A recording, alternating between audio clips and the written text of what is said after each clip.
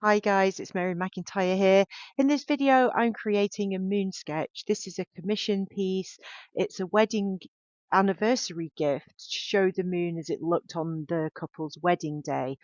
This is the most slender crescent moon that I've ever drawn. It was just under 1% when I used the NASA Visualization Studio. So I've had to approach this one very slightly differently than I normally do. So I'll take you through those steps. I'm just going to show you on screen now when I downloaded the image from the NASA Visualization Studio. This is what it looked like. And normally when I do a crescent moon sketch, I try to make a big feature of the earthshine so that you've got the whole disk of the moon visible, but obviously the bit that is illuminated by the sun directly is brighter, and then the earthshine component is dulled down. In this case, I had to stretch the image a little bit to kind of even bring out the earthshine because it is almost a new moon. If they'd got married the following day, it would have literally been a new moon. So I've stretched that image a little bit to bring that out. So that's my reference image that you can see on screen now. With it being so slender, as I said, I'm going to have to do this slightly differently. And I'll talk about how I do that in the video. So without any further ado, let's get started. So when I'm doing these drawings, I have a kind of stencil that I paperclip to the front of the page so that I get a nice clean edge. I've just cut a new one. The old one was just had a slight imperfection in it, and I wanted this one to be spot on. This is about the maximum my circle cutter will go, but it fits perfectly on the piece of A4. So this is the circle cutter that I use. It's basically a compass but with a blade on it, and it has the measurements on the side there that give you the diameter of the circle that you'll cut. So it's kind of, each of those divisions is actually 1/2 centimetre. So that's my perfect circle chomped out. I don't have a vinyl cutting machine. If you did, that would be perfect for this. So because this is such a slender crescent, it's like the slimmest crescent that I've actually ever drawn, I'm gonna use my Posca paint pen to do the waning illuminated side because it's going to be a super thin line, and I just don't think I'm going to be able to get that with pastels. It's just going to be too chunky a line, and I don't think it'll have the pop. So for this one, I'm going to use the paint pen just here and do that first and let that dry, and then I can go on and do the pastels everywhere else. So with a crescent that's this waning, basically I'm just doing almost a full moon of earthshine. So it's going to have the underlayer of blue, as always when I do earthshine. You will see all of the features and they will be more muted than if it was a fully illuminated moon. I'm going to paperclip this and get my outline done and the paint pen, then I can let that dry, make a cup of coffee, then we can get started on the rest.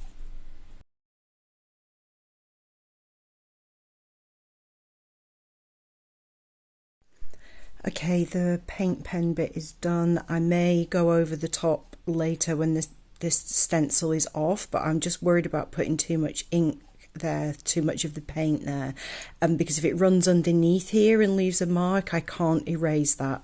I can erase pastels that go through with the putty rubber, but not this. So I'm going to leave it at that and let it dry. The frame I've got for this is a mounted frame with grey borders, so I'm going to keep it primarily monochrome. It's going to have that bluish underlayer on the earthshine component, which I always do, but I'm going to mostly keep it black, white and grey, and at the very end I'll have a look at it with the frame nearby and just decide if I'm going to put any subtle pops of colour. But when you've got an earthshine moon, there is not a lot of detail or colour visible because the earthshine is purely reflected light from the surface of the earth. I got my laptop here, so that's my reference photograph and a reflection of me. Hello. That is my reference that I'm working from. So I'm going to let that fully dry, this paint pen part, then move on to the pastels. So as always, my first step will be to do an underlayer of the blue, and then I'll work up the details from there, pretty much working as if it's a full moon, but as I said in the intro, just keeping everything a little more muted just to give that earthshine appearance. I'm excited to see how it turns out.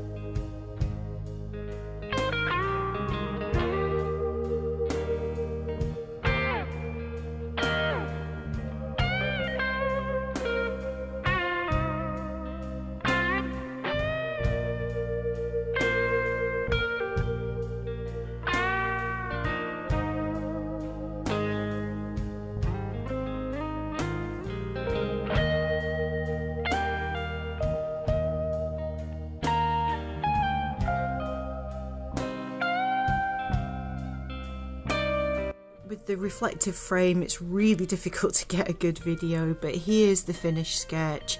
I'm really happy with how it turned out. Obviously the moon does look brighter than it would do if you was genuinely looking at earthshine, but it's kind of the only way in a piece of art that it can kind of make sense when it's such a slender crescent.